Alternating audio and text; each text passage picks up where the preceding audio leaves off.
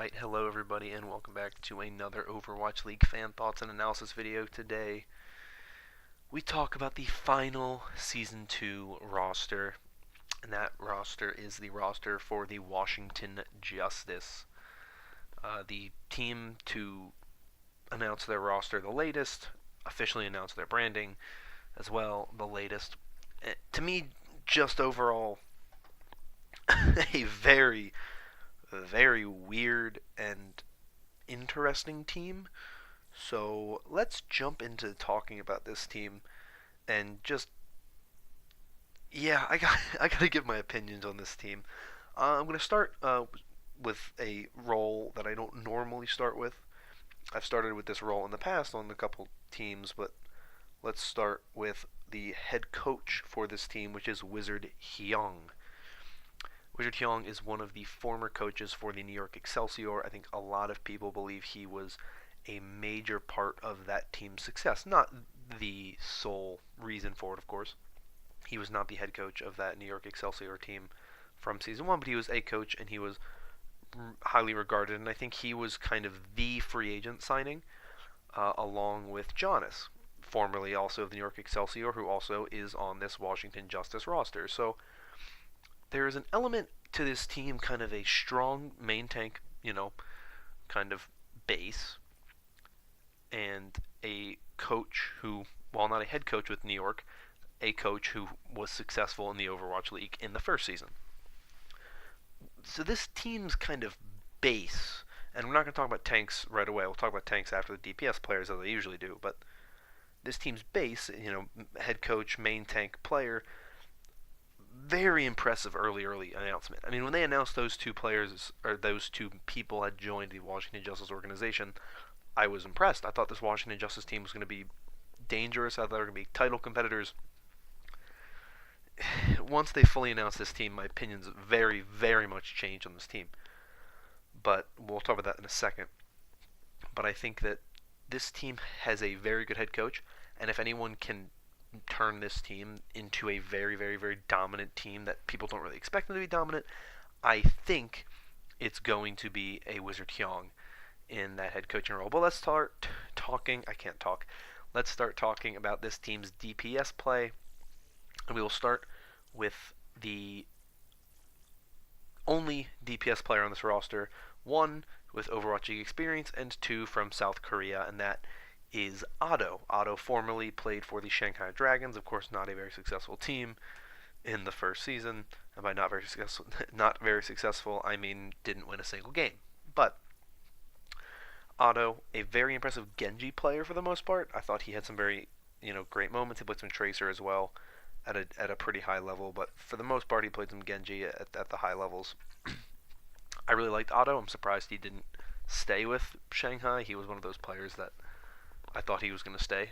I kind of thought he would stay over Dia. Obviously, they do different things, but I thought Otto would not be cut from the Shanghai Dragons, but he ended up being cut. I don't really know the reasoning why when they moved towards a Korean roster and they cut Otto and Daemin, but Daemin made a little bit more sense. Otto, I'm surprised though, but that is neither here nor there. Otto is now a member of the Washington Justice. I think he is going to be the primary DPS player on this team. Obviously, not going to be playing much hit scan. He plays more, Genji, Tracer, a little bit of Pharah, Junkrat, stuff like that. He doesn't really play hit scan a ton, from what I've seen, or at least at a super high level, so not expecting him to do that. They do have a player on this team who I think will more likely play Widowmaker and the other hit scan heroes, but I like Otto. I think he is a decent player. I think he's pretty good. I think he will be better this season. I feel like this team is a very aggressively built team. I think Otto is a very aggressive player. Genji he plays a pretty aggressive Genji, so I like what he is and what he can be, so I think he's got a good team around him. But let's go into the other DPS players, both of whom are American players, which of course brings up one of my problems with this team. It's a very mixed roster. 5 South Korean players, 3 American players. And typically that wouldn't be an issue, or that's all, I won't say, that's an issue.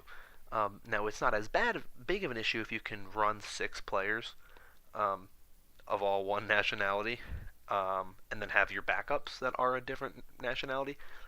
That is always something I think you need to take into account. Now, I don't know if any of these players have played successfully on international rosters, mainly because the two South Korean players on this team that were not in the Overwatch League also come from Korean contenders or the Korean Overwatch scene. So I don't really know how well this team is with bilingual communication. We will see, but let's start with Corey, who I think will be the other starting DPS player for this team. He plays some Widowmaker. Um, I was watching him. He was on NRG.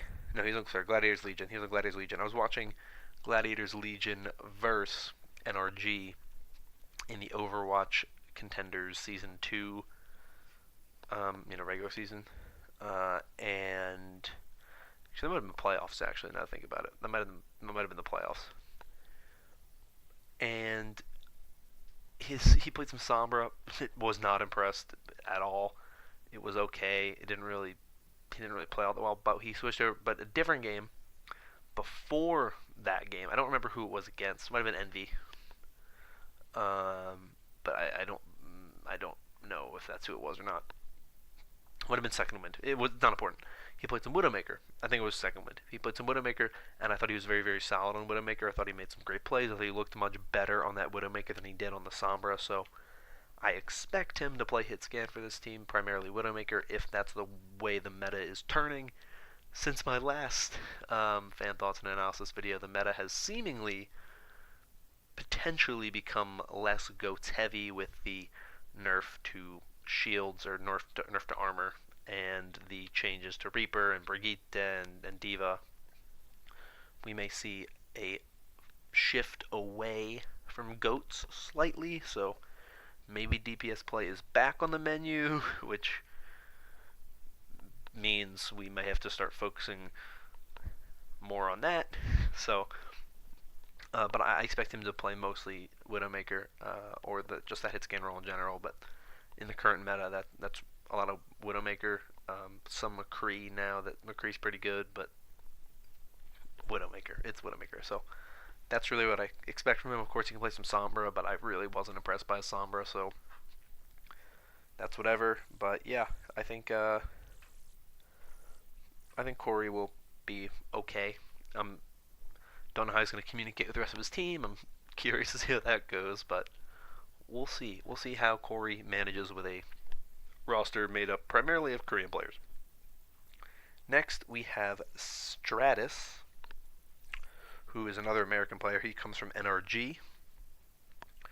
Very interesting thing about Stratus that I want to bring up is that he is only 17, so he won't be able to play until probably stage 2. His birthday's in February. I don't know if you can start playing right after you turn 18 or if it's not until the stage after you turn 18.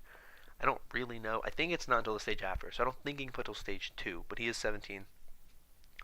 So I don't expect him, of course, to start early in the season, but late in the season he could play. I still don't think he will start. I think Otto would get the starting spot over him. Stratus played on NRG. What's interesting about Stratus is he didn't really play a lot in season 2 of Contenders. He played a bit.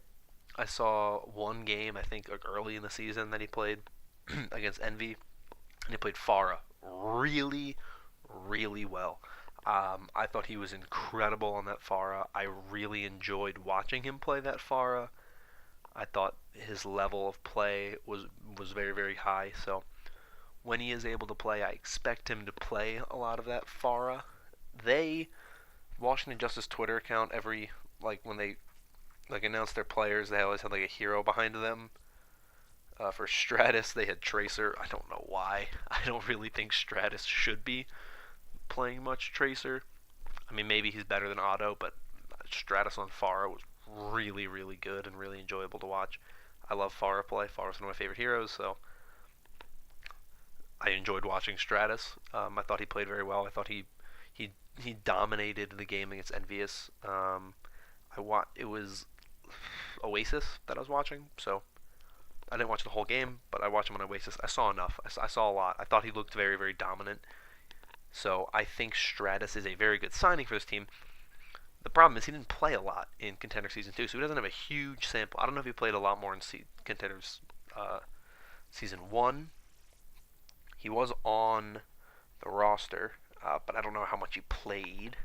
He was sitting, of course, while on this team, he was sitting behind Rascal, who is, of course, now at the San Francisco Shock, and another player whose name I don't actually remember who the other player he was sitting behind was. I don't think they're in the Overwatch League, but I will double check. It was Poise. That's who it was. Poise. Who I also don't think is in the Overwatch League. I know he's not because he's still on NRG. So, um, I'm curious to see what he does when he's able to play. But like I said, his Sfara play is very impressive. So that's what I would expect of him for the most part. They'll probably sub him in every once in a while instead of Otto, but obviously not early in this, not right away in the beginning of the season, and I don't expect it much until probably late in the season, maybe, or just maps where they need Pharah play. That's really good. That's really the only time I really expect to see Stratus play. So that's it for the Washington Justice DPS players. Let's move into their tanks. We'll start with their main tank, who I mentioned earlier, Jonas. Now, Jonas is what I really want to focus on for much of this tank section, because Jonas comes from the New York Excelsior, obviously the number one team of the regular season in Season 1. Jonas was, in my opinion, as a New York Excelsior fan, someone who watched a lot of New York Excelsior games, the weakest part of New York Excelsior. I don't believe that that is purely on Jonas. I believe that that is a lot more on the play style of New York. New York was not a very aggressive team. They were a much more passive, defensive style of team. They usually didn't win fights quickly. They usually didn't attempt to win fights quickly. They usually attempted to win fights through attrition, or just through just kind of sheer will and eventual just kind of breaking through, and then they just held defensively very well, and then that's how they won. Jonas is a very aggressive, very flank-heavy tank player. Plays a lot of Reinhardt, of course. Also plays a lot of Winston. I think Winston is his best hero because Winston is a much more flank-heavy tank. This team needs to be built and play around Jonas's strengths in order to succeed, which is why I think they went for a more aggressive team. I think Otto is a very aggressive player. I don't know a lot about Stratus if he's super aggressive. It's not the easiest to tell. I don't know a lot about Corey if he's super aggressive, but Jonas is 100%. He's a very aggressive player, plays very aggressive styles. It's very clear that if you have even one player who is not, if there's not that same kind of style of play, this team will suffer. It showed in New York. There were several games, I think in stages 2 and 3 primarily, when Jonas was getting more play time, where you'd have New York start Jonas. He'd play the first 2 maps. They'd lose. They'd sub Jonas out. They'd put Mono in. They didn't really make any other changes. 3 straight map wins for New York. So there is precedence here that shows one of 2 things. One, this aggressive play style of New York just didn't work, or this aggressive style of Jonas didn't work in New York, and it was problematic, and that's why they didn't succeed with him. Or the second, I think is less likely but more pessimistic option, is that Jonas really isn't that good of a player. Now, I don't think that's the case. I don't want to make that very clear. I think Jonas is a very good player. I just think that he needs a team that will play around his strengths. And I think Wizard Hyung knows that. I think he built this team, or will have this team play in a way that this is the way that they go. And London Spitfire were a pretty aggressive team in a lot of ways.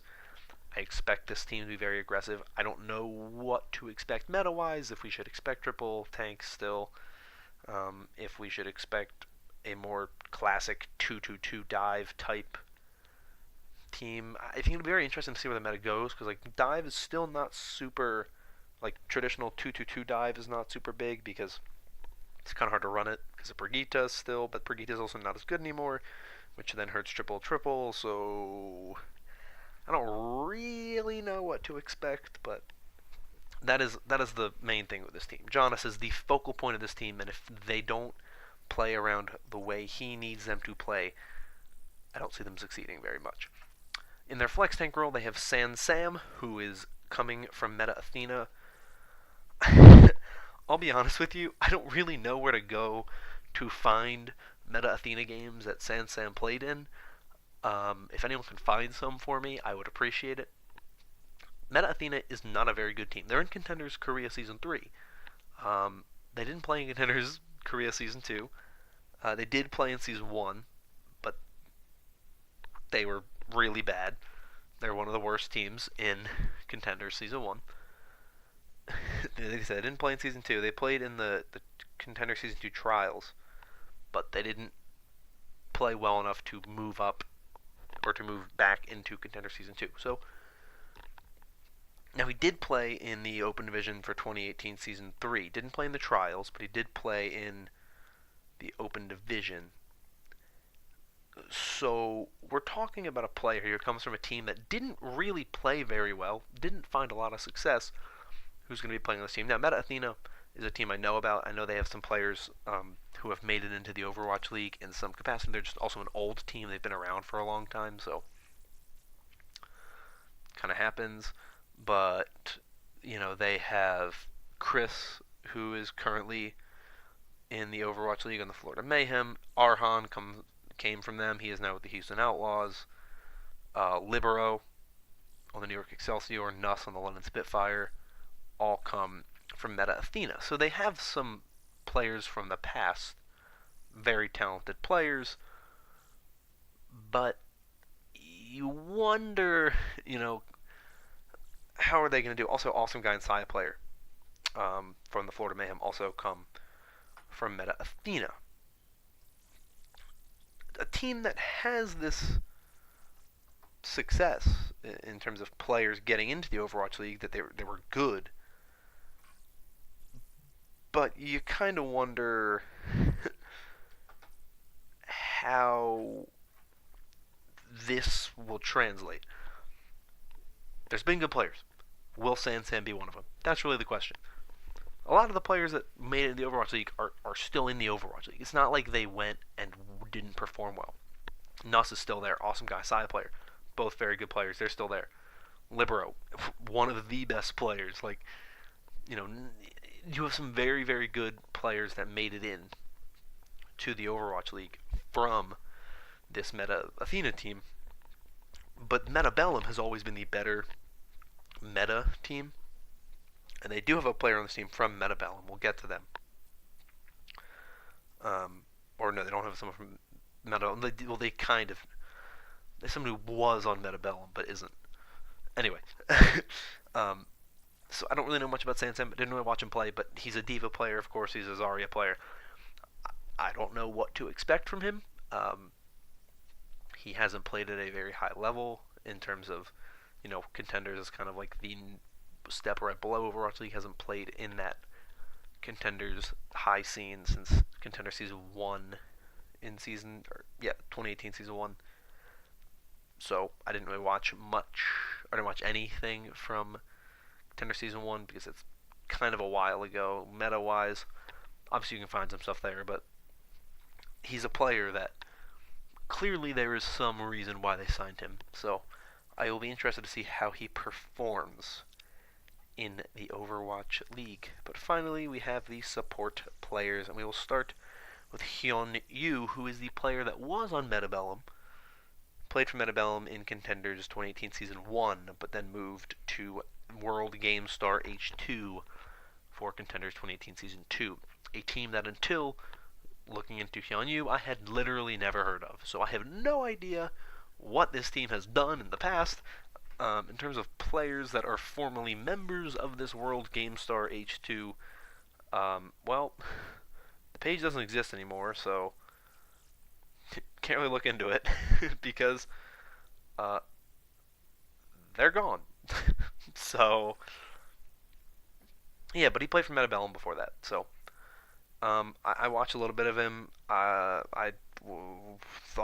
he was dying a lot. Obviously, you're a support player. You're going to show up on the right side of the kill feed for the most part if you're playing the main support role, which is what he was playing. I expect him to be a starter on this team. I expect him to be the starting main support. I don't know if he's gonna be a shot caller. And a lot of teams, the main support player is the shot caller. I don't know if he will be. I don't know if they'll have Jonas on the shot calling role. I really have no idea. I have a feeling it won't be Hyonu or Hyonu. I don't really know how it's pronounced. I'm gonna say it's Hyonu, but I don't expect him to be this team's main shot caller. I just think that they want someone more experienced on that shot calling role, but I could be wrong. But I was not super impressed with what I saw of Hyonu, so I'm a little worried about him performing on this team and how he will be. I think he's a big question mark. But on to the final player on this team with Overwatch League experience in this off-support, flexible role is Guido, who played for the Seoul Dynasty. He was the backup for Ryu Jae-hong. He did play occasionally, obviously, but he wasn't obviously that great. Because at the end of the day, Ryu Jae-hong was still the starter, and I thought Ryu Jae-hong last season played okay. I didn't think Ryu Jae-hong was the same Ryu Jae-hong that had, been very popular in, the 2017 World Cup and the early Overwatch days. Guido is his backup, and while I think that he will play well and he'll play well enough, I don't expect him to be a really superstar Zenyatta player. His role model is Ryu Jae-hong. I don't know if he'll play on that level. I definitely don't think he'll play on the Badoshan level, and by extension, the Jay Jonak level.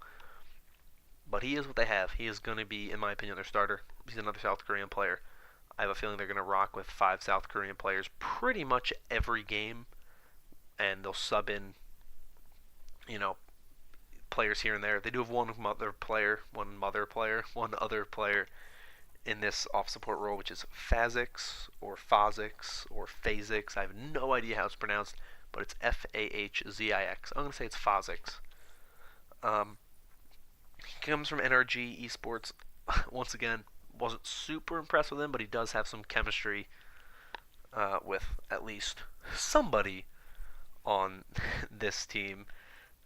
In this case, that is Stratus. So there's some chemistry there for this team, but I wasn't super impressed with him either. He plays some Ana, plays some Zenyatta. I saw him playing some main support as well, so that's kind of useful. You can put him in really either position that you need him in. If you want him in to play main support, you can do that. If you want him playing off support, you can do that. But I wasn't really impressed with him either. I thought he was okay. I didn't really think he played all that well, so really this team to me is just there's a lot of question marks and I didn't really think they played very well. And then maybe of course there are these diamonds in the rough. There are these hidden talent players. I didn't scratch the surface really of their body of work. I watched a game or two, maybe 3 for some of these players. But in none of the games that I watched were many of these players super impressive to me. Jonas is someone who I have experience watching because I watched New York Excelsior, so I saw him plenty of times, and I know what he can do and what his strength is. And I know the way this team needs to be built if they want to succeed. They want to be aggressive, and that's how they have to play. I don't know if this is a super aggressive roster with some of these newer players, but I imagine that it is going to lean aggressive to favor the playstyle of Jonas. Overall, though, I really have a lot of question marks about this Washington Justice roster and have problems with the way it's designed. I don't like the fact that it's 5 Korean players and 3 American players. It would be different if it was like 3, American Korean players or Korean American players. It's not. It's 3 white dudes. Really, that's about the best way to put it. It's just 3 white dudes on this team and 5 players from Korea. So With that in mind, I have a lot of concerns about this team. I think that they don't have the synergy that they will probably want and will most likely need to succeed. Um, and I think that overall, the Washington Justice will probably finish close to the bottom of the league. Definitely close to the bottom of the Atlantic. But seeing as the Atlantic, in my opinion, has some of the worst teams, they might not be overall bottom, but I think they will probably be the 19th or 20th best team in the league. I just think there's a lot of problems with this team, primarily in inexperience, communication issues with multiple languages, and just an overall just not impressive roster, in my opinion. It just leads me to think this team won't be super successful, but those are just my opinions. If you agree or you disagree, comment down below your thoughts on this team. But that's all I have for you. If you enjoyed this video, consider liking and subscribing. It helps out a lot. Helps me know what things are going well and what things aren't going well. So also leave your feedback in the comments down below on how to improve these videos. But next week, we're going to kick off with a bit of a video to kind of go over some things that happened after I made videos for some of these teams, such as the LA Gladiators, and I believe the Dallas Fuel maybe. There's some teams that had some additional signings after I made the videos about them, but also some suspensions that I never really mentioned.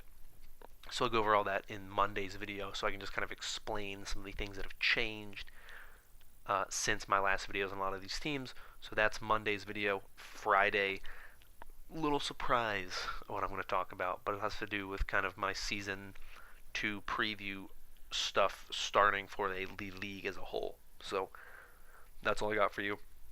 Thanks for watching again. I'll see you all in the next video. So goodbye for now, and have a great weekend. Get ready. We are just over a month out from the start of Overwatch League Season 2. I'm very excited. Hope you're all excited. And I hope you're excited for more content coming from me once the season starts. This is the longest outro I've ever done, so I'm going to end it off. Thank you for watching. Bye-bye.